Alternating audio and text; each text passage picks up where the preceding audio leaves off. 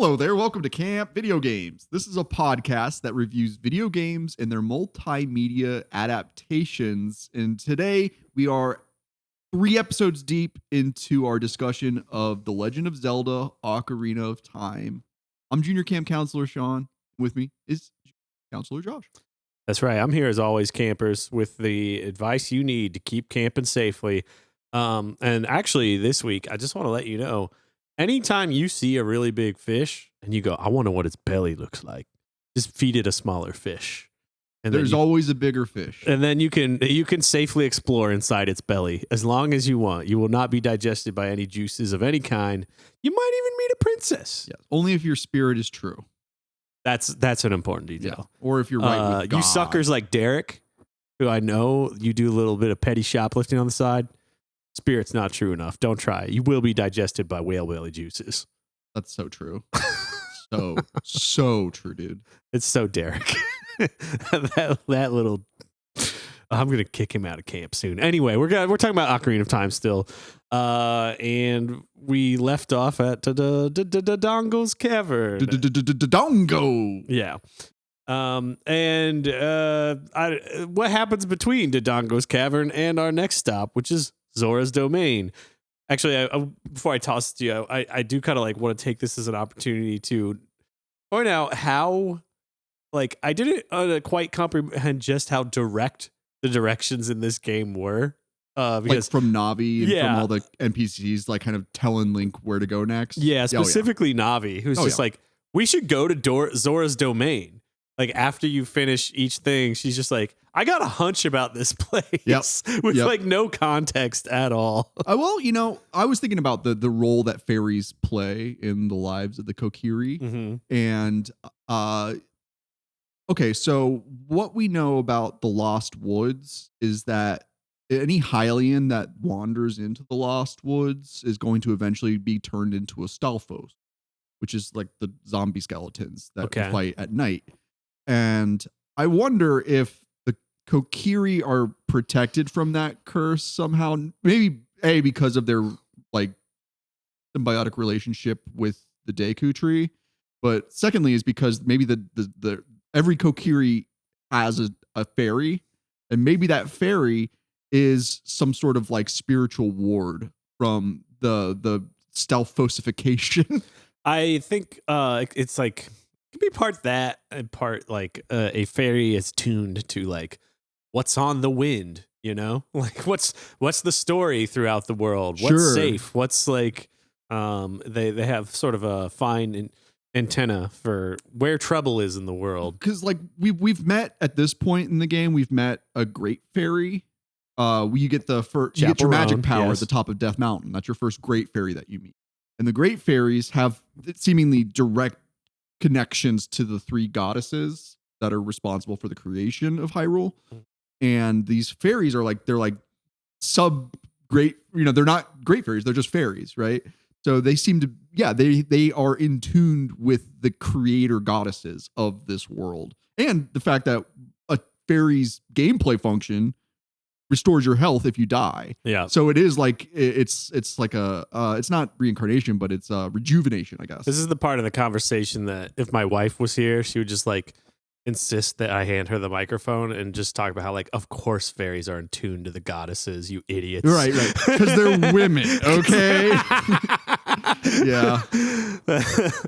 That's, no, that'll make tracks.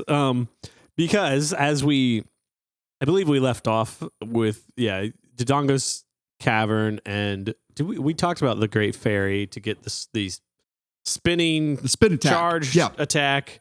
And then you can ride Gabora, Didora, Gabora. AKA Owl Guy. Rauru the Owl, essentially. We ride him back down to Kakariko Village, and your next thing I believe that Navi's going to tell you about is to go to Zora's domain. Is there something I'm missing in between there?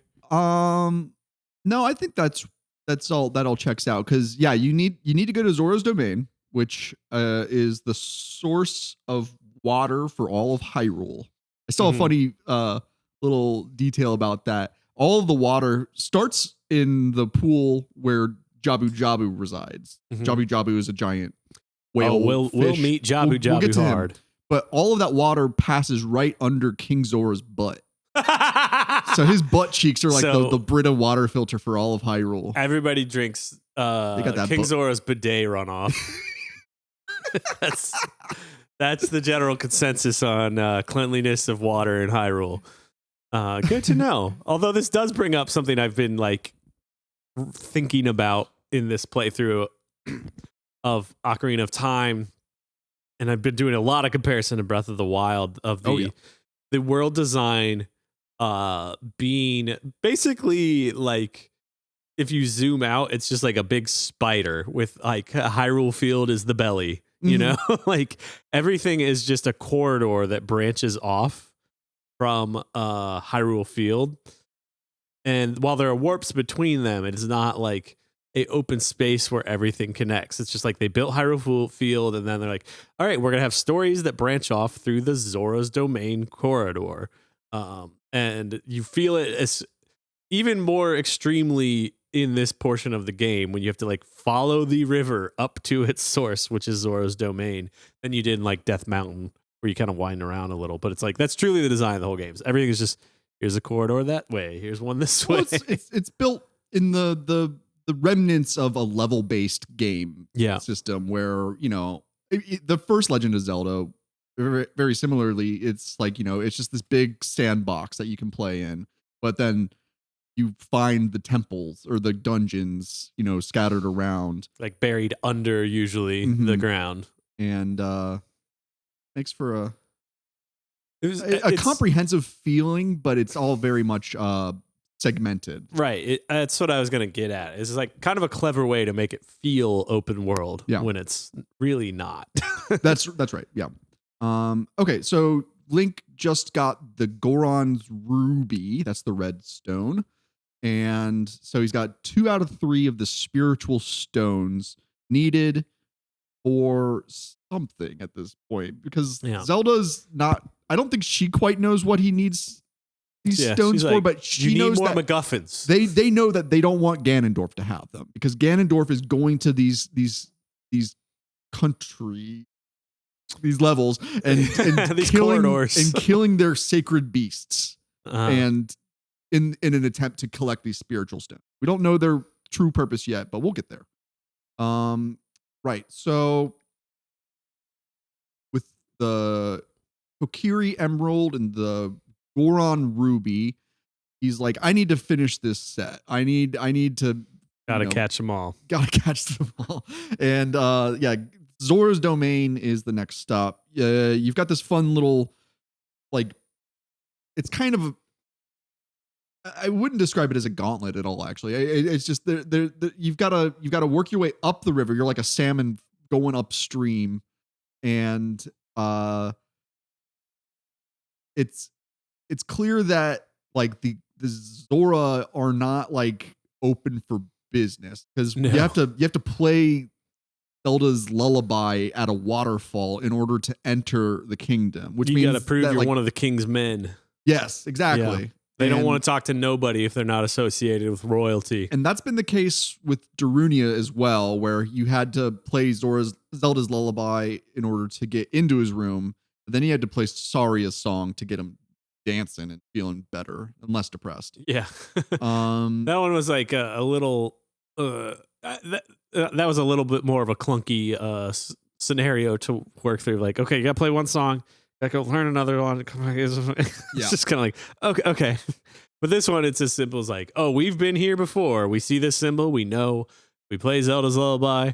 And then we are welcomed into the Zora Kingdom. Welcome's not quite the right word, because they're not stoked that you're there. You're granted access to Zora's Kingdom, Zora's Domain. Even once you prove you're the king's man, as I said, they're still like, what are you doing here, scrub? Yeah. Why are you here? Yeah. And it turns out the Princess Ruto is missing, and there's been some hints about her last whereabouts, but it's left pretty open ended, where King Zora is just like, I can't find my daughter. Oh yeah. And Okay. um, okay, King Zora. What kind of he's like a big catfish? Like I don't know what kind of fish he looks. I'm not really a fish expert. hmm I know it's best enjoyed with a little bit of wasabi and rice. Other than that, I don't know that much about fish. Yeah, I don't know. I use a catfish esque. They're not actual fish, so it doesn't really matter. But he's got these sort of I would describe them as catfish style whiskers, and he after he's like, I don't know where my daughter is. I don't know if Navi clues you in to where to go. I feel like somebody alludes to Lake Hylia as Yeah. your next hint somewhere. Yeah, that I just remembered, I so I took some of the fun out of you it. need to get the silver scale first, Yeah. which allows Link to dive twice as deep. And you do that by playing a little mini game where you collect rupees and Zora just like is like, great job. Now you can do more diving. Yeah. There's a Um, golden scale in this game as well, I believe, but I don't think it's necessary. And maybe I'm misremembering. I think there might be a I golden bet scale. there's like one or two instances where you use the gold scale to like dive for a heart piece as like Mhm. child Link, Yeah, yeah. because eventually you're going to get iron boots as an adult that let you just walk on the bottom of any bed of water that you like. So I'm sure it's useful for something as child Link to get some item somewhere, but Definitely not necessary. the diving is uh basically the weakest mechanic in Ocarina of Time. It's not fun. This is another one of these Yeah. things like this mini game where you have to dive for the rupees. It's like challenges based on some awareness of how difficult it is to control this character in this three-dimensional space that's still kind of new. Um It which, reminds me of a claw machine game. Like a little that's what bit, the yeah. diving like mechanics feel like. Yeah, and if I would be more critical of that if there were more parts of the game that were dependent on this. Yeah. But since it's just this one little mini game, is the only thing I've come across so far where you're like, no, you really need to be able to dive. Like I don't think it's that big a deal that it's so clunky. Yeah. In Jabu Jabus Belly, when we get to there's like a couple of switches that you need to be able to dive onto. Yeah. And it's like, who cares? Yeah. Past that, it doesn't matter. But yeah, like if they had overused that as like Oh yeah, yeah. a puzzle solving mechanic, all it would do is just continually remind you of like, yeah, it's really annoying to have to dive because it's so hard to see where I'm going. Yeah, for sure.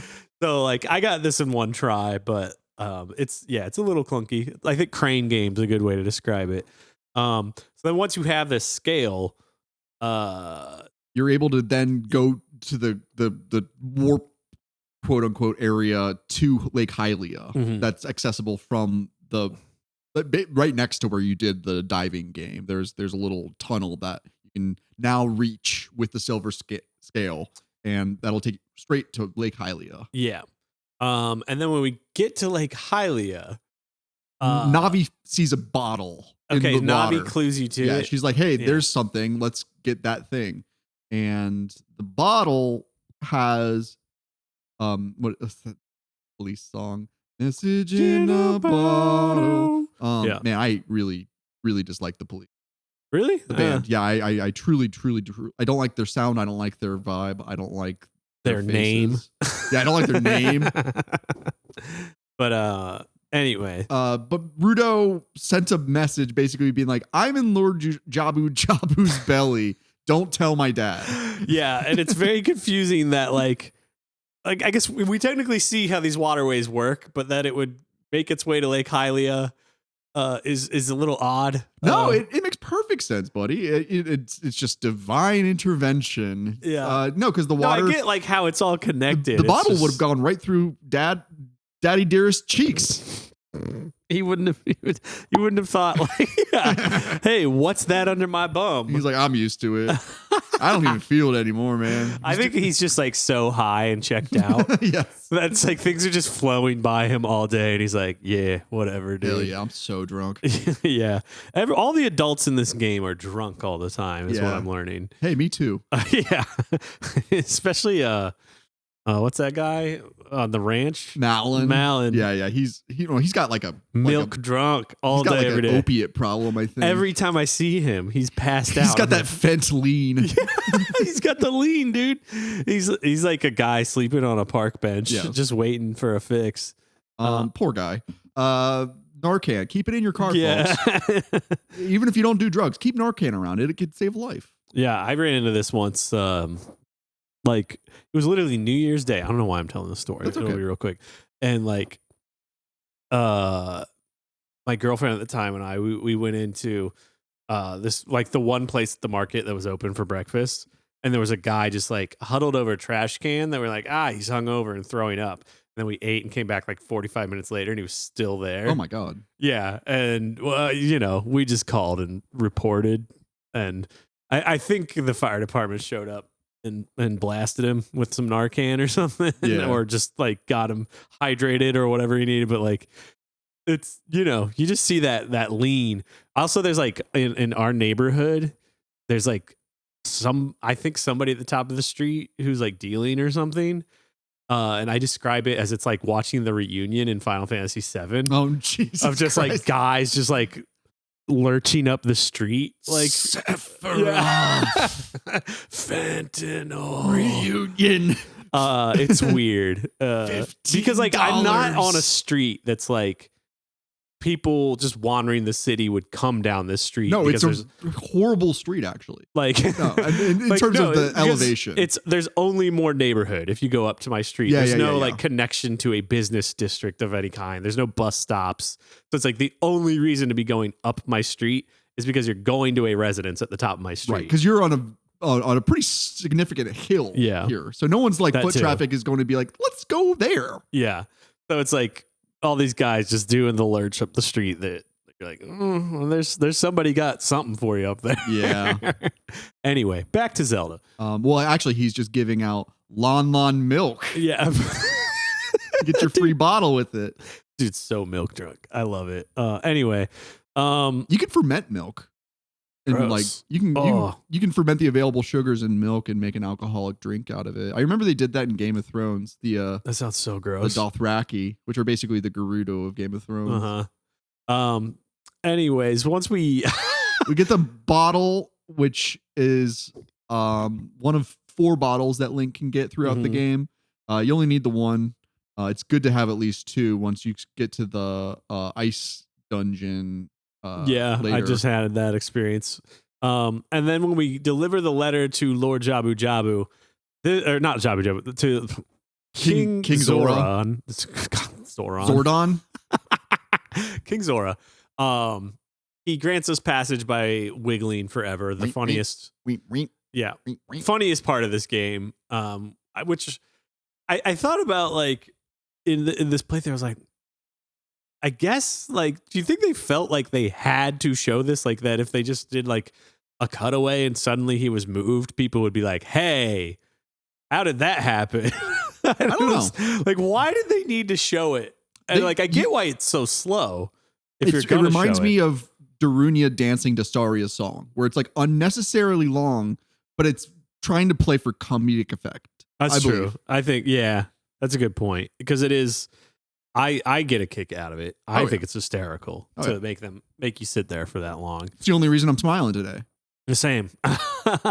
And then we need to get into Lord Jabu Jabus Belly, which we don't get much explanation as to like why he is Lord of the Zora, other than he's just a big stoic fish man. Yeah, I think this is another, like, we're seeing in the childhood section of Ocarina of Time, we're seeing the transition from the Dark Ages to the Middle Ages for Hyrule, where the Dark Ages are post-creation, but like industrialization.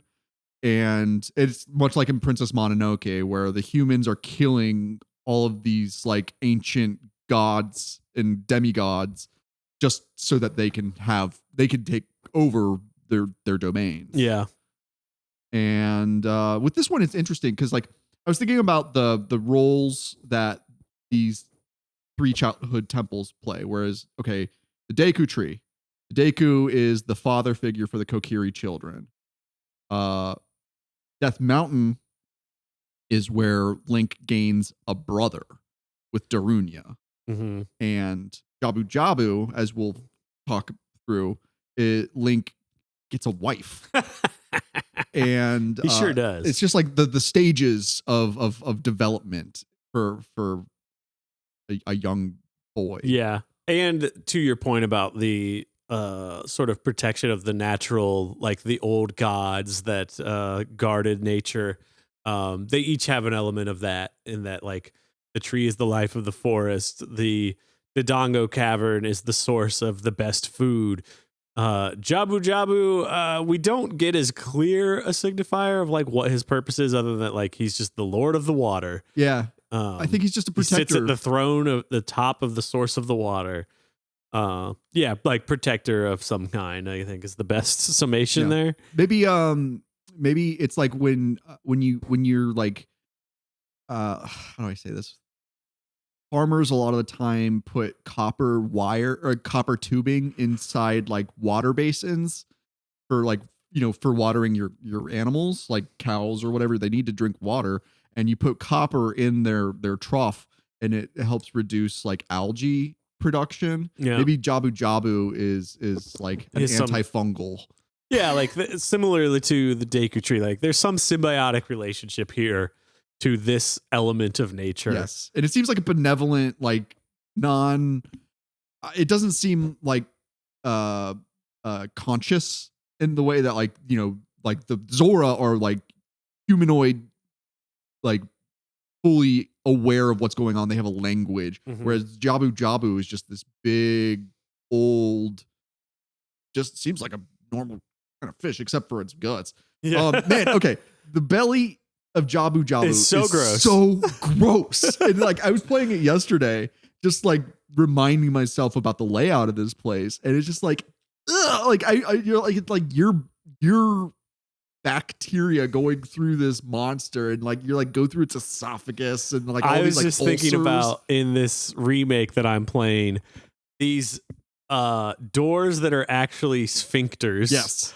Are so disgusting. I don't remember them being quite this gross. Yes. But oh my God, it's so gross. There's a lot of gross holes that Link goes through in this. Not Ruto though. Yeah. And so the premise of this dungeon, it's the one where you got to carry the girl around. It's the escort mission. Yes. And it's the worst one in the childhood, in my opinion. This is the worst dungeon in the game. Do you think so? I truly hate this level. I hate having to account for her.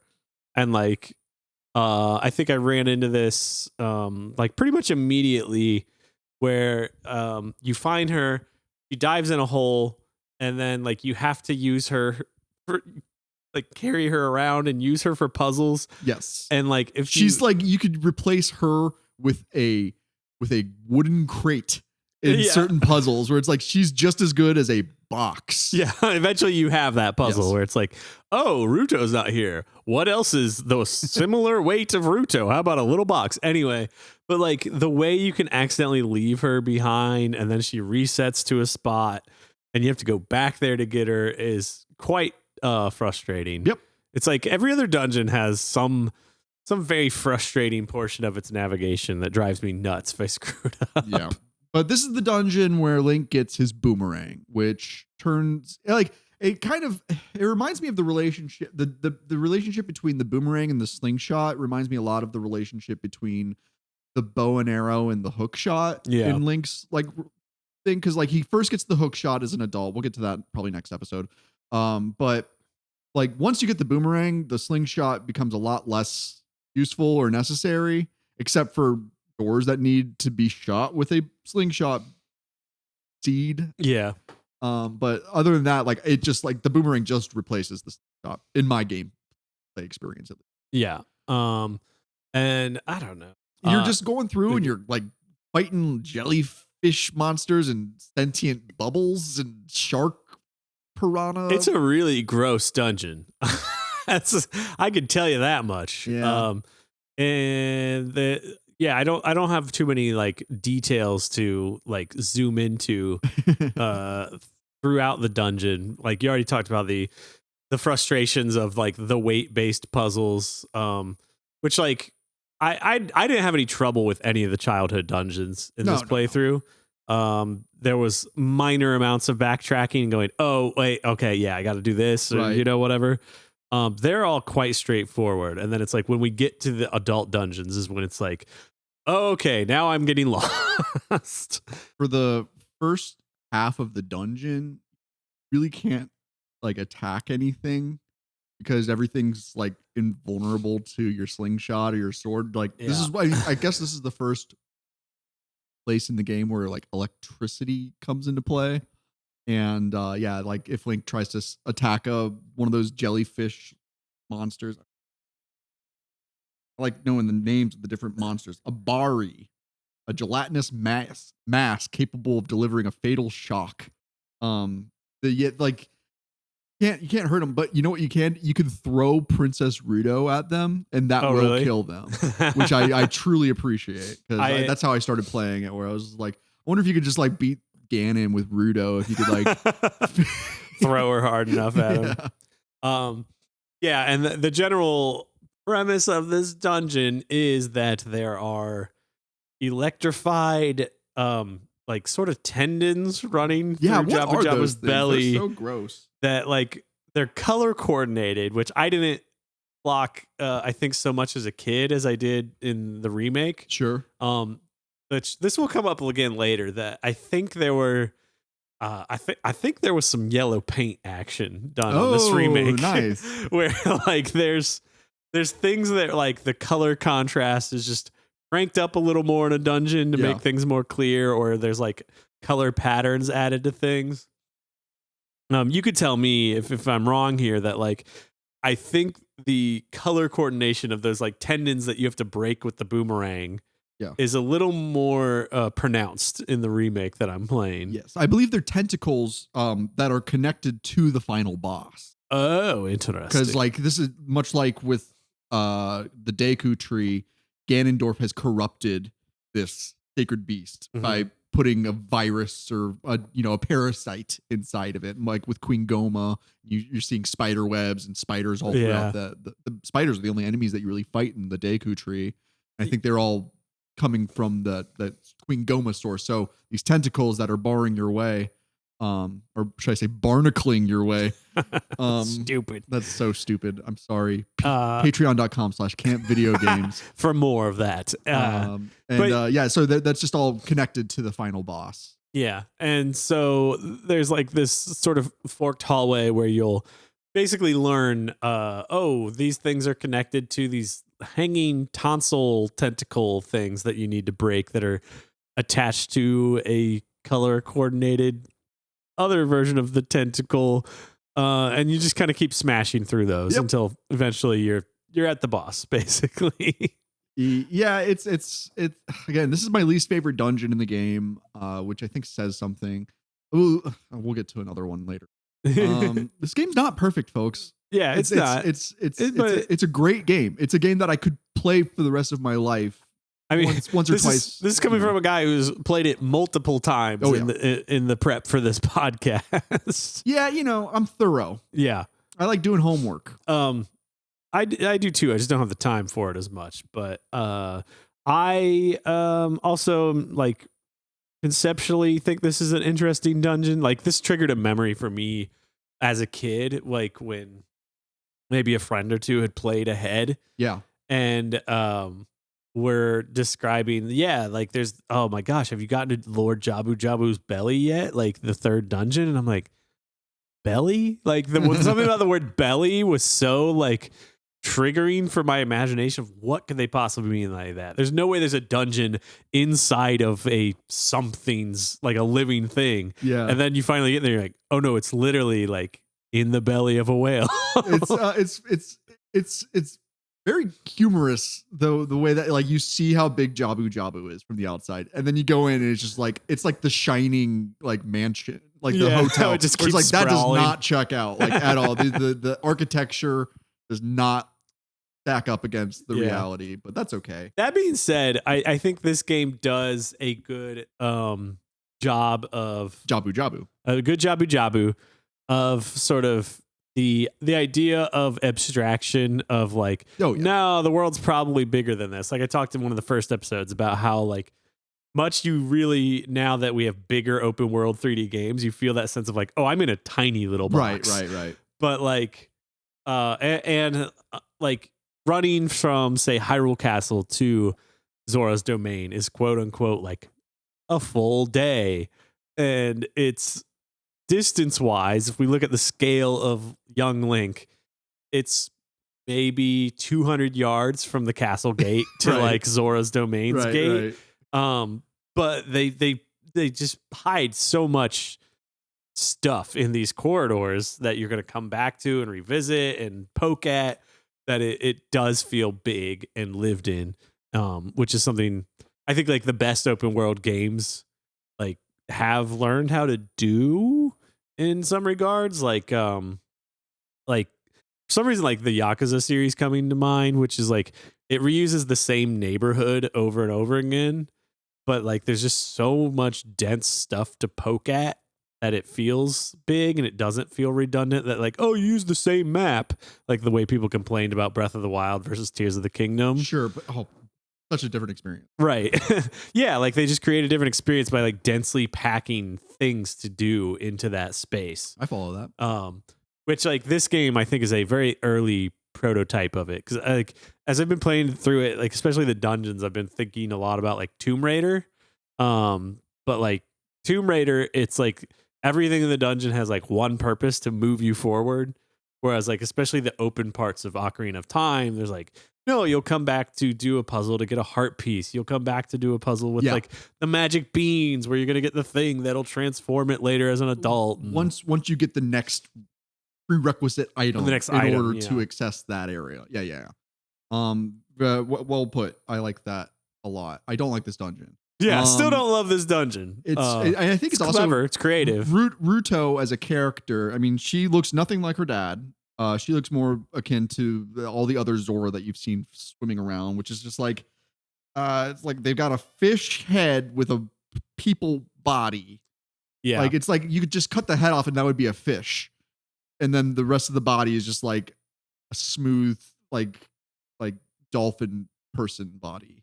Yeah, I also like I'm not a big fan of the pushy princess personality they attach to her. Like the writing is not very dense in this game or like well crafted, but like what we do get from Ruto is this like pushy, like, you're my fiance now. You have to do what I tell you. You're rude to me because blah, blah, blah, blah, blah, blah. Yeah. And it's like the complete opposite of the modern Zora princess Mifa that is in the later games. Right. I think who's like the gentle, sweet soul course on the team. correction. Yeah, they really clean that up later in the series. I don't remember.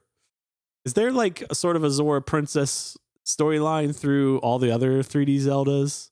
Like when you mess with Zora's Domain storylines? I have like zero memory of the stories of Skyward Sword. The one before that for Wii, Twilight Princess. I can't remember. It's been a decade since I played Twilight Princess, probably. Yeah, you know, if you're listening and you kind of have a memory of the characterization of the Zoras through those games, all the other 3D Zeldas between this and Breath of the Wild, tell us about it in the comments. If I'm remembering correctly, I remember Lake Hylia in Twilight Princess being incredibly impressive for the time.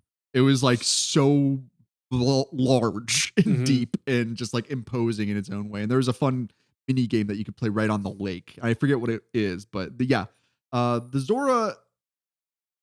Man, I hate the design of Twilight Princess though. I just don't like the aesthetics. Art direction's very not my thing. Don't care for it at all. I don't like ultra realism in a Zelda game. It's like across the board, that's my least favorite area of video game art direction. Yeah. Is like mid 2000s, early 2010s, where everybody's trying to do ultra realism. Everything's that brown, just brown. Yeah. Like not a lot of color and some of it feels like it was like a backlash across the board to Wind Waker. Which is, we've probably talked about this podcast. It's like That's like the one game from the 2000s that like everybody universally agrees like, oh, this held up artistically. It's so good. And the gameplay on that one is, I love it. Yeah. I want to say, while we're thinking about the boomerang in this dungeon, Mm-hmm. aiming with the boomerang Stinks. without Z targeting is quite a challenge. It's really stupid. And I like to play with as minimal Z targeting as possible. I do like to challenge myself in this game because I've played it so many times. You got to do something to mix it up, and doing like I guess it's kind of like a no scope, Yeah. a no scope headshot with a boomerang. Very impressive. Yeah. I impressed myself as well. So I don't know. There's a mini boss, let's quote unquote midway. That's actually most of the way. It's just an octopus with a big butt. Yeah, a dumper. That you gotta hit him in the dumper. Gotta hit him in the butt, and then eventually you make it to one of the most forgettable like final dungeon bosses, I think. Electric Baronade in Zelda history. Yeah, there no characterization.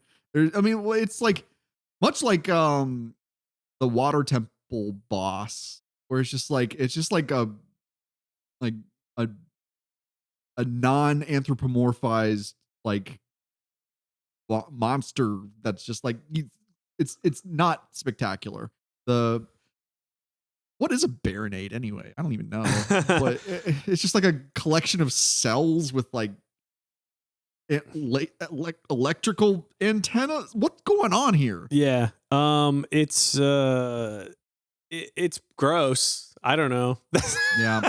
This is also like the preeminent like, oh, you just got a new weapon in this dungeon. You're gonna need that specifically to beat this boss. So don't bother really equipping anything else, just the new weapon. Yeah. That's kind of this entire game's premise, but this one especially, you just pull that boomerang out, Z target, and just start wailing. Just anything you can hit with that boomerang, hit it. It's kind of the strategy for the boss, and it's not that hard. Yeah, nor interesting. Yeah. The worst dungeon in the game, in my opinion. What's your least favorite dungeon, Josh? Probably this one, but like, there's two I haven't replayed yet. I'm still working my way through the game. Yeah. So yeah. We'll get there. We'll see, but I'm feeling pretty confident that this is the most sort of not forgettable because it's very unique. Yes. But like, just kind of like, this is busy work. And it's funny thinking about Breath of the Wild, where all of the dungeons are these divine beasts that you go into the belly of. Mm-hmm. Kind of nailed it with this. Like, yeah, this like, because I think without realizing I was making a reference, I referred to it as a divine beast or as a sacred beast. And it's like, I guess that's a part of the hero's journey, is you got to go into a big monster's guts, the belly of a beast. Indeed. Yep. So yeah, you kill this thing, and that's when Ruto decides, after you make it out of the belly, she'll give you the Zora Sapphire if you agree to marry her. And Link's just kind of like, yeah, okay. Yeah, no, totally, babe. Yeah, he totally lies to a princess. Well, now to be fair, he doesn't know what's going to happen next. That's true. He doesn't realize he's about to skip puberty. Yeah, but like, do you think he really wanted to marry a fish person? What is a promise? Fair enough. What is a promise but a wish laid upon destiny and either applied or denied? Yeah. I don't know. What is a promise? You can lie to women, right? Like, it's not a big deal. No, I'm joking. Be cool. I mean, in this case, it worked out. Yeah. Link canceled for disrespect. Look how mad she is when you save her, though. Yeah. My goodness. Want to pull up. They seem to play that up more in this remake, I think. Yeah, she's real grumpy when you finish this guy off. She is cute, though. She's, I'm not saying that from a hard place. I'm just saying that from an appreciation. For people who have like a sort of fetish or kink of like being dominated, you know? I guess. I thought you meant like people that like fish. No, We call them scalies. She's got like major femdom vibes. Yes, yes. Even as a like child of just in like sort of that sugar baby princess thing. Like you didn't actually this was a story just at the week that we're recording this. Like some woman who's like high up. I don't know if it's like in Department of Homeland Security or the CIA, I forget, that she's also like a sugar baby on the side. Nice. And like all of her text messages with this old man she was quote unquote dating were released, where she's like demanding that he pays her rent and like all this stuff. And she's like, other guys I would date would like pay my rent. What's wrong with you? I don't have the money. And then like and like he's the one who whistle blew it. He's like, yeah, I spent like $40,000 on her in 2 months and she won't have sex with me, so I'm turning her in. That last part is not necessarily true. What a chump, though. Yeah. Like, what did you think this was? do you think that's how love works? Yeah, like, no. Like that's that transactional like relationship is so poisonous. It's so funny though, because there's like, you know, part of me that wants to be like, what a dumb lady. And then there's another part of me that's like, that's awesome. No. You're the most American woman I've ever heard of. if you can con a dumb man with a hard penis out of his money, respect. Yeah. But like you probably shouldn't be working like super high in like national defense intelligence, you know, whatever. Not that any of it matters. It Who takes cares? a village, man. I mean, we deserve to be bombed, so in Minecraft. Yeah, the Zora Sapphire. It's you know, yeah, it's an engagement ring for the fish people. And now Link's got it, and he's also and that's something they held over thematically with Breath of the Wild, is that like Link had a pretty intimate relationship with Mipha. And like that seemed to be like, or at least she did with him, right? Well, Link feels being the non-communicator, yeah, is kind of hard to get a handle on where his heart really lies. But it's you know, that's a part of the hero's journey, is you got to almost marry a fish. Yeah. His relationships with Zora women always feel a little one-sided. Is the pattern I noticed. Women love Link. Yeah, who wouldn't? Yeah, that hot little. So anyway, blonde, we got blue-eyed Uberman. Anyway, we gotta. Is there anything that happens? Like, do you follow up with the king? I don't recall. I don't think you have to. Yeah, I think he's just like, cool. There's my daughter. Yeah, he seems so aloof and just kind of just like whatever. Oh, he is zanned out like all the time. He's straight up like Kamala Harris status of just like, Zora. Everything seems cool. Tupac. So he's pretty chill with whatever after you come out. And at this point, you can, whenever you next approach Hyrule Kingdom Town, you're going to encounter the real life vision from your dream. The dream come true. Yes. A nightmare come true. Yeah, I always like to like, I never beeline it for the castle. I always try to like, I use that like kind of gap in the story where Navi is going to be like, hey, we should probably go see the princess now that we've got all 3 spiritual stones. I'm just like, I'm going to go back. Oh, so like, you're playing into the Ludo narrative dissonance. There's an emergency to attend to here. I like to go back to the Deku tree and like bomb the bombable walls. I like to go to like Hylia and teach the Scarecrow song. I still need to learn that. It's you make it up. It's just got to be 8 notes. Whatever. I usually want. Just do 1 note over and over and over again. Yeah, I do 2 notes because I twice as bored as you, I guess. Yeah, the Scarecrow, I mean, I don't know any other opportunity to talk about the Scarecrow. All that does is that you meet 2 Scarecrows out next to Lake Hylia. They like that you have an ocarina. They're like, I'll remember any song that you teach. And you play your song that you make up. And when you become an adult, you play it for him one more time, and then he'll show up to places where you'll be able to you can then hook shot him and Mhm. use that as an access point to another out of reach, out of bounds area that you could then probably get a gold Skulltula or a heart piece. Does he access like shortcuts through dungeons? In my experience, it's only been, I mean, there might be one in the Gerudo training grounds, Okay. which is like a optional dungeon. But I from my experience that I remember, it's just to get to heart pieces or gold Skulltulas. okay, because I had in the water temple, Yeah. which is further down the line, but I'm just gonna talk about this now because I thought it was the scarecrow. When I you know exactly where first you're come talking in, about. Mhm. there's the It's a the little spot bit that raises higher. the water the highest, Mhm. and Navi flies over there. And I thought, is she going over there just because that's where the water thing is, I think or is that might be because a I can call the scarecrow that might be a scarecrow spot.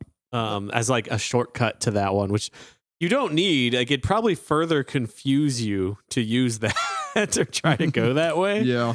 But that was the one spot where I went like, huh, is that supposed to be a shortcut of some kind if you have the scarecrow song?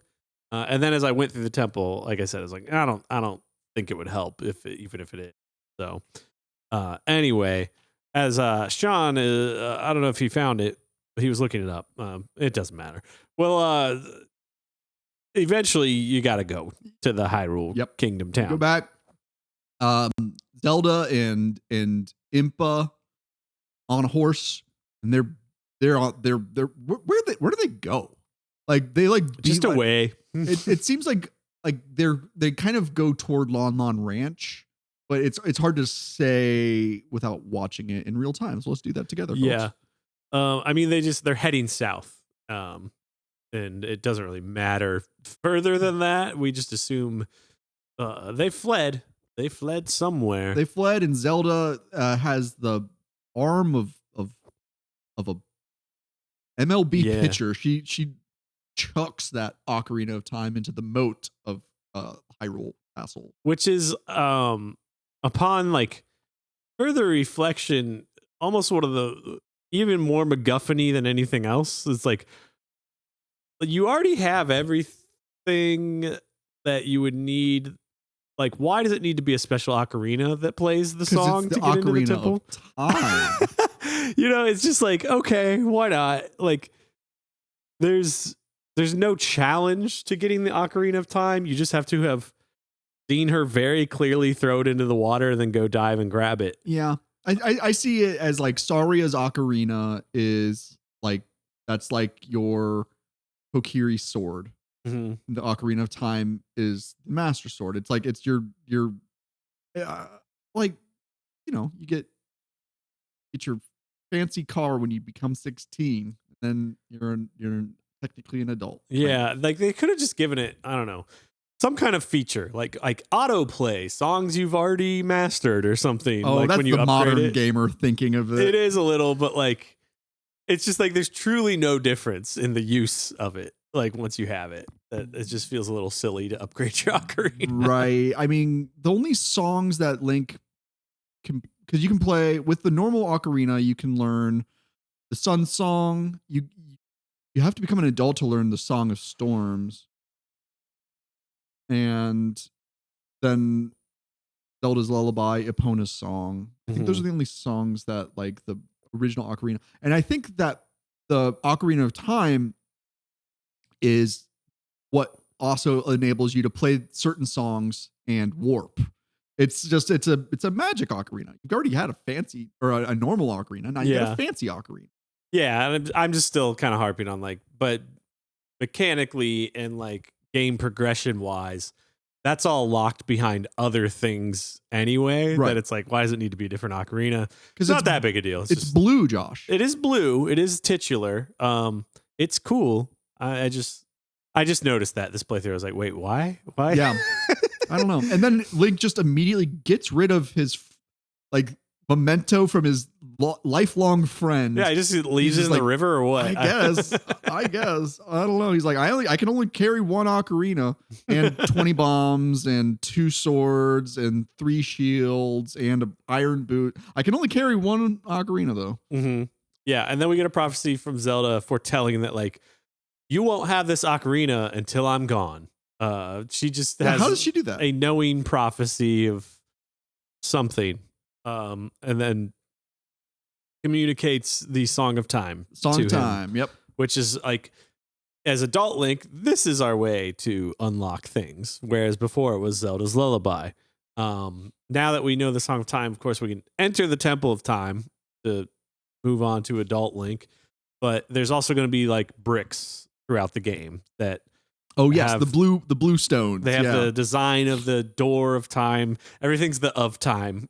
Oh, I'm so glad you said that. The blocks of time. Okay, Link is the hero of time who wields the Ocarina of Time that he uses in the Temple of Time to open the door of time, which, with the aid of the sacred stones, gives him the Master Sword, which is buried in the pedestal of time. They actually say pedestal of time. Yes, that's so funny. I love it. In case you guys didn't know, this game is about time travel. Yes. This game's all about time, which is basically what we're going to go do next. And the interest, because now we're going to do a little bit of time traveling of our own. Because Link goes in and the stones activate themselves. You play the song, and then you find out that this didn't go the way you thought it would. Mm-hmm. You thought you were doing a good thing by opening the door and, like doing what Zelda told you to. And maybe in the grand scheme of things, it did go according to plan, but not the plan that they laid out. More like Raru's plan, which was to it's almost like in chess where you have to sacrifice some pawns in order to get the king. And Raru kind of misled Link and Zelda maybe with their psychic dreams. And he was like, yeah, like, no, like we're going to defeat Ganon, but us are going to kill everybody in Castle Town. And it's going to be a bad time for every species from now on. I will. Okay. I'm going to go back to the Ocarina of Time thing. I kind of get, so if you go to the Temple of Time before you have all these pieces, you could read the pedestal and it tells you you need the Ocarina of Time and you need to play the Song of Time. So that like there's a MacGuffin after the 3 that you're already working on that you're like, ooh, but how am I going to get that? I guess there's that. If you go and read this like inscription in the Temple of Time, it gives you a little more mystery beyond like, okay, so I get these 3 stones, then what? I guess that's like the only thing I can think of like why you need a separate ocarina. Right. I mean, it's also leaves some mystery for the player in this childhood section beyond like, okay, I'm going to get the 3 stones, then what? But you put in the stones, you play the song, and it opens the door. And it takes you. I'm watching. I'm sorry. I'll pull this up for a second. This is a thing they added where there's these bouncing stones of truth where you can gossip stones. You can go there. Oh, it's not on the. It's so stupid. It's supposed to be able to help you through the game. You can go and like watch FMVs of how to solve puzzles.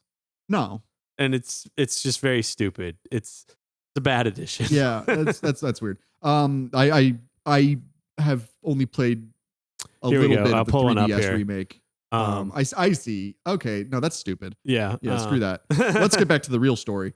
So you open up the door of time, and there in the pedestal of time is the Master Sword of Time. No, just the Master Sword.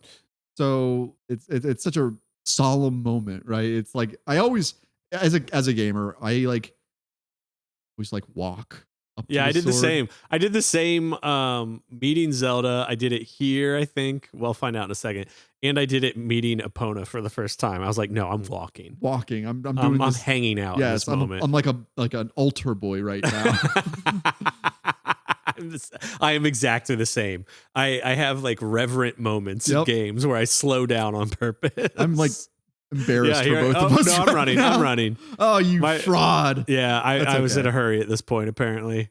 But you can only pick the sword from the front. You can't pick it up from the back for whatever reason. So Link pulls the sword, and this is like, I don't want to talk too much about like Freudian iconography and how like everything's a penis. Yeah. But like we spent like 5 to 10 minutes last episode on our Arthurian legend as well. That's not what I'm so we got that necessarily, but it's just that like he like it's called the Master Sword, and it's just like, oh, like I know that they're not trying to be cheeky about it, but it's just like Link is now old enough to masturbate, and then he goes into a coma and becomes an adult, and it's just you're thinking really hard about this. I'm not that hard. You know what? Enough said. So Link learns to masturbate, and then he goes into a coma, and he doesn't remember the rest of his childhood until he becomes old enough to drive. Yeah. Coincidentally, forgets how to masturbate in this time. And that's why he's so frustrated all the time. Man, patreon.com/campvideogames. That's what you pay for. That's it. Quality, right? You listen through all this trash of us going, what was this? Just to get that 10 seconds there. Anyway, we meet a fat old man with a silly mustache. Yeah, and his hands are in his sleeves. It's like I think that's like an aesthetic that a lot of like Japanese monks like go for, where they like keep their hands like in their sleeves. But it also kind of makes them look like an owl with wings. And they don't ever say that Kippura Gabora is Rauru, but that's my ongoing theory. And I would love to hear from you in the comments as well, campers. What do you think is the deal? I buy it. It's him or his familiar or something. Yeah. Why not? So basically, Link was old enough to access the Master Sword, but he wasn't old enough to wield it. And so he is kept in stasis. They said, pump your brakes, pal. In the Chamber of Sages, which is a section of the Temple of Light inside the Sacred Realm. The Sacred Realm is where the Triforce exists in its physical form and not just its like metaphorical sense. It's I think it was a canceled dungeon that they were supposed to be playable, was the Temple of Light, but then they pumped the brakes on that. Interesting. Yeah. Because I did always think it was weird that you go into the temple, you have this extremely direct conversation of this guy being like, this is what happened. You slept for 7 years so that you could be strong enough, and now you're awake, and here's a medallion. Yes. And here's some long johns, because we don't want to see your bare thighs now that you're an adult. So yeah, it's long pants for the adults. It's just like Victorian rules with children, where it's like you don't get long pants until you're of age. Yeah, it's a weird little issue in this game that you get the quote unquote medallion without doing anything. And they pierce his ear. Yeah, who pierced his ear? I guess Robert did. I need to make you look like a grown up. But like, there's an earring of time. Yeah. Just like this concept of just telling you that you have the MacGuffin and you didn't do anything to earn it. It doesn't give you anything. It feels weirdly empty. The medallion? Yeah. The medallions are a wasted potential. I liked the medallions that you get in A Link to the Past. They give you powers. Mm-hmm. Like you can like do that like attack that like clears a screen or whatever else they do. It's been a while since I played Link to the Past, but there's also a manga of that, Josh. Oh, right. And we didn't say this at the beginning of the episode, but we are working our way toward a discussion of the Legend of Zelda Ocarina of Time manga that was officially licensed by Nintendo. So gotta be good. Yeah. Yeah, you're given the medallion just for waking up. It's just to fill your inventory screen. And like, yeah, it's like they semi-botch it by like, well, there's a song for each of these sages / medallions that takes you to the dungeon. It's the dungeon, the platform outside the dungeon. But it just makes, I don't know, it just makes the actual medallion meaningless in a way that just always felt weird to me. Yeah. It's like how I feel about high scores in like video games, where it's like I don't like I'll play Tetris all day and I'll never look at my score. Uh-huh. Or and that's what the medallions are like. They're like, you got it. Yeah, I'm never like, wow, I got this medallion. Yeah. I'm like, oh yeah, I finished that dungeon. It has no function. Unlike the Master Sword, where it's like that is a more powerful sword that will kill certain enemies that would have taken the Kokiri sword a couple of swings. Now you can kill them with one swing. Great. Mhm. Now you're an adult. You're bigger. Makes sense. Yeah. We'll probably stop in a minute here, but I do like, I don't know, just want to take the opportunity of when you first become an adult, like quote unquote adult, because I guess technically you're supposed to be like 17 or 18. 17. But like, I mean, they truly raise the stakes in this game. And the first thing that you encounter is like, I think anybody who's played Ocarina of Time, it's like one of the core memories is like you go through Castle Town as a child, it's bright and shiny and vibrant, and then you come back and there's these just horrific freak monsters. Cue the Walking Dead theme song. That like they take like 1,000 hits to kill at this point, it feels like, and they can freeze you and just start like sucking on your brain or whatever. Yeah. Like it's quite scary. Like for the like target demographic of this game For sure. to encounter. But not to skip the fact that as soon as Link comes out from the Chamber of Sages, he's greeted by a mysterious new character. Yeah, my bad. Forgot about named Sheik. Sheik. And Sheik is a ninja. Sheik is a Sheikah. It's a ninja. Yeah, it's a ninja, but like, it seems very sort of I don't know, that feels like a Simpsons joke of like, I'm disguised as a Sheikah. What should my name be? Sheik. Like, yeah. And spoiler alert, Sheik is Zelda. Uh-huh. And this is how Zelda has been able to evade Ganondorf's persecution by disguising herself as I assume he'd kill Sheikah. her. Or he killed Impa. Well, like, what would he do if he had Link and Zelda in his control? Would he kill them, or would he have to keep them? Because also, spoiler alert, they are like the living beings of the Triforces of courage and wisdom. Right. So it's like, does he have to keep them alive to maintain the full power of the Triforce? That's a good question. I don't think so. I think he kept Zelda alive later in the game when he kidnaps Zelda. I think he's keeping there for bait because he wanted to assemble them together. And I think if he killed them both at the same time, then he could take their pieces. Maybe rip them out of their hands or whatever it is. Yeah, actually. Just cut their hands off and wear them on a necklace, and that would give them the full power. That'd be pretty cool. Be pretty cool. Yeah. But yeah, so Link emerges from the Temple of Time, and it's Bummer City, and the mask shop is closed for business. Everything's super closed for business. Yeah, so the zombies, they're re-dead, and they seem to be like wearing wooden masks on their faces, but I don't know if that's just to make it look less like gruesome. I get, yeah. Like they didn't, like Nintendo's also pretty like, they don't want to be too gross without like, causing a problem. And then it's just like, welcome to hell, Link. Welcome to adulthood. It sucks. Yeah, everything stinks and is dark and gloomy now. Is what adulthood is and like. You feel like you didn't do enough, even though you're doing your best. Yeah. Welcome to adulthood. Yeah. Go to Kakariko Village. Yeah. And then you get a hook shot. Yeah.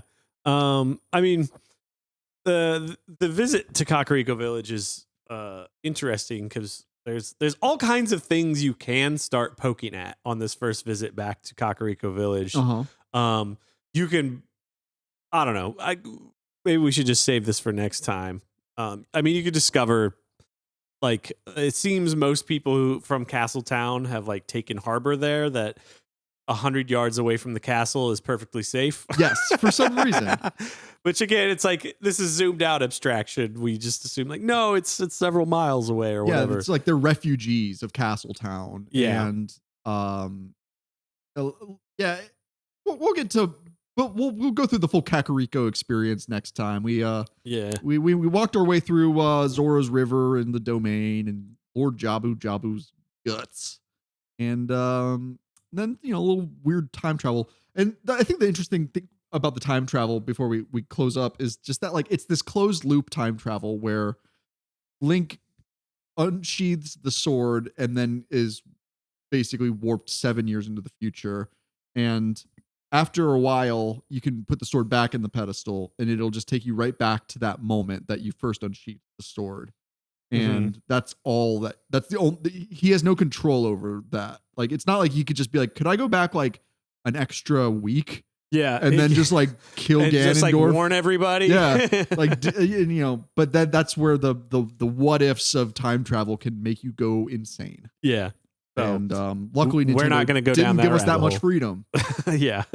Luckily, it's pretty closed control time travel, and that makes it simpler for my very, very fragile brain. Yes, but I'm excited for these next episodes to talk about the adult Link dungeon experience. I think that's, I don't know. I'm finding that seems to be where the game really kind of shines. Yeah. Is when you go, oh, we've really like upped the difficulty and the exploration here, and there's a lot of very interesting design things to this that are like new here and like now no longer part of Zelda that I found very fascinating to revisit after a long time. Yeah. So, Well, campers, excited for that. That'll do it for us today here at Camp Video Games. Hope you enjoyed hanging out as we walked through the last parts of our childhood before we grow up to the grim realities of adulthood. Yeah, you can never go back. Most things that people say, oh, it was better, we need to return. No, it's just that you were a dumb child, and you can't go back to that. And you have to grow. You have to learn that that's something you can't do. Get over it. And if Nintendo really is remaking Ocarina of Time, there's going to be a lot of people that are really disappointed with how little they feel. Yes, I've been thinking about that a lot. If it's just like a quick reskin and they say here's the game, which is probably what it's going to be, people are going to play it and go, oh, this is not what I remembered. And it's like, yeah, you were 12. I don't now you're 35. They can't just do a straight reskin again because they did that 10, 15 years ago. And with the remake trends that we're seeing, where it's like Resident Evil 2 remake was vastly different from the original Resident Evil 2. Final Fantasy 7 remake, vastly different. I know, but I'm just like, 7. Capcom and Square are different companies. That's true. Then Nintendo is baby safe all day, every day. That's true. They don't take risks at Nintendo. They don't take big swings. Well, besides the Wii U. But yeah, that's Shinji's, it's funny. That's Shinji's wife's fault. I thought you said Shinji's wife. Shigeru. I mean, Shiggy's wife. Shiggy's wife. But like, that's interesting. They'll take big swings on the hardware, but like a beloved property like this, they just kind of they HD remaster them once every 10 years and re-release them. Like they did that with Skyward Sword. They did it with Mario Galaxy. True. And they're gonna do it with this. It's gonna be bad. I'm don't buy a Switch 2 just for that, campers. That seems like buy a Switch 2 for mistake. Wind Waker. Oh, yeah, sure. Because Wind Waker's on there. Yeah, I still got it on my GameCube. I'm good. Yeah. Remember the GameCube? I do. Literally the only games I had for GameCube. Like I got it at a point that it was like there was like a price drop. It was like $100 for a GameCube, and it came with the promotional disc that had all the original Zeldas plus this plus Master Quest. Hell yes. I had that and I had Wind Waker, and those are the only GameCube games I ever got. That's the only thing I had it for. Well, luckily the Nintendo Wii was backward compatible with GameCube, so you don't, well, I don't know what that means. Yeah. I don't know what anything means anymore. Anyway, yeah. Excited to talk about all that. Blah, blah, blah. Josh, we keep playing this video game from my childhood and I'm still not happy. What happened? I'm not. Why don't I feel like I did pre-pubescent? It's because we haven't gotten rid of all the immigrants yet. You're going to feel better once that's done. What? No, that's the thing. That's going to make us go back. We're going to return. Once all the immigrants are gone, all the jobs are going to come back, and you're going to feel just like you did when you played Ocarina of Time when you were 11 years old. Folks, that's the facts. Yeah, I'm on the side of I'm in a Discord where was it a Discord or Reddit thread that like I saw people talking about like the argument about like people who are obsessed with remakes are sort of like reactionary conservative brain fascists, and I'm like, no, I truly kind of believe that. It's like everything, all this stuff I'm joking about. I'm like, no, I actually kind of believe this. Is like people just want to go back to their childhood because they were happy, and like the sort of fascist propaganda plays on that. Like, wasn't it better when Make America Great Again? It's like, when was it great? Yeah, it's like when you were a kid. No, it's not because the culture and the politics were better. It's because you were a child with no responsibilities. That's right. And the people who love their remake slop, it's kind of coming from the same place. I think remakes are a pipeline to fascism, is what I'm saying. That's a can of worms. I'd love to open that next time here at Camp Video Game. As I anxiously await the final installment of the Final Fantasy VII remake. What do you think it's going to be called? I've been calling my shot that it'll be called Revival. I'm going to go with Reunion. They already used Reunion. Oh, they did? They remade Crisis Core and called it Crisis Core Reunion. What about Final Fantasy VII Retread? Repeat. Regurgitate. It could be Return. It'd be really funny if it's Return, because that would like really play into my fascism theory. Yeah. Because those guys are all like, return is a word they use a lot. But I think Revival, because like okay, I'm gonna talk my theory. What it's gonna be is that you do technically there's like one Aerith to rule them all across these multiverses they've now created. Yeah. Which is alluded to in Advent Children that we talked about. Yeah, because she's still like conscious in the life stream. Yeah, so it's like the Aerith of the life stream is going to sort of revive and save all the remaining like universes, and we will get like clear confirmation like Aerith is still alive as this character, and that'll be the quote unquote revival. Nice. That's my prediction. Okay. Yeah. Well, it's like you still won't save her in your world, but you will like get a clear indication of like, no, she was never gone. She's always been alive in the live stream, which also is On the Way to Smile. That book that you gave me, very much clarifies this as well. That she and Sephiroth are doing battle in the live stream in Advent Children, and Final Fantasy VII Remake series is a time loop that takes place after that has all started. Okay, great. So anyway, go back and listen to our Final Fantasy VII discussion. Anyway, loving remakes is fascist tendencies. Yeah, it's great. Go back to our Resident Evil 2 remake discussion. We have fun here. We have fun, and we're anti-fascist. By the way, we just like some of the consumer products sometimes. Sometimes. Usually not. But I'm never begging for it, but I'm sometimes happy to see it. Yeah, exactly. It's fine. All right. Well, you're never going to be happy, kids. And your childhood's dead. Goodbye, everybody. If you'd like to write to us, send a message to campvideogames@gmail.com and follow us on Instagram @campvideogames.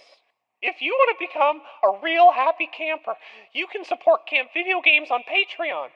For $5 a month, you'll be granted access to even more discussions about movie-based video games, game-based movies, full-length commentaries, playthroughs, and more. Whether you sign up or not, we're glad to have you here at Camp Video Games.